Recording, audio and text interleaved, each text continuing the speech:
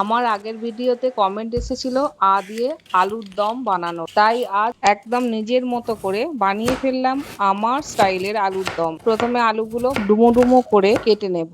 একটা মিক্সির বোলের মধ্যে নারকেল, বাদাম, ধনেপাতার ডাঁটা, কাঁচা লঙ্কা, লেবুর রস দিয়ে একটা পেস্ট বানিয়ে নেব। কড়াইতে দেব সর্ষের তেল। তেল ভালো করে গরম হয়ে গেলে দিয়ে দেবো তেজপাতা, শুকনো লঙ্কা, পাঁচফোড়ন, গোটা গরম মশলা। মশলাগুলো থেকে সুন্দর গন্ধ বেরোতে শুরু করলেই দিয়ে দেবো কেটে রাখা আলুগুলো।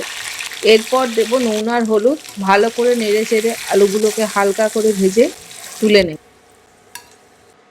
কড়াইতে তেলটা একটু কমিয়ে নিয়ে দেবো আদা বাটা আর জিরে বাটা। মশলাটাকে ভালো করে নেড়ে নেড়ে কষিয়ে নেব যাতে কাঁচা গন্ধটা চলে যায়। এবার দিয়ে দেবো নারকেল আর বাদামের পেস্ট। তারপরে দিয়ে দেবো ধনে গুঁড়ো, কাশ্মীরি লঙ্কার গুঁড়ো, সামান্য লঙ্কার গুঁড়ো, হলুদ মতো নুন।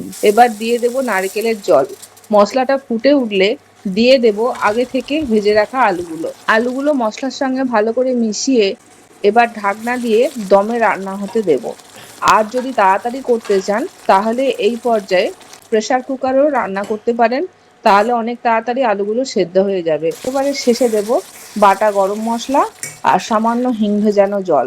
সব শেষে ওপর থেকে ছড়িয়ে দেব কুচানো ধনেপাতা। ব্যাস তৈরি হয়ে গেল আমার নিজের স্টাইলের আলুর দম। পরের বর্ণ হর্ষই দিয়ে কি রান্না করব, কমেন্টে আপনাদের পছন্দের মতো রান্না লিখে অবশ্যই জানাবেন।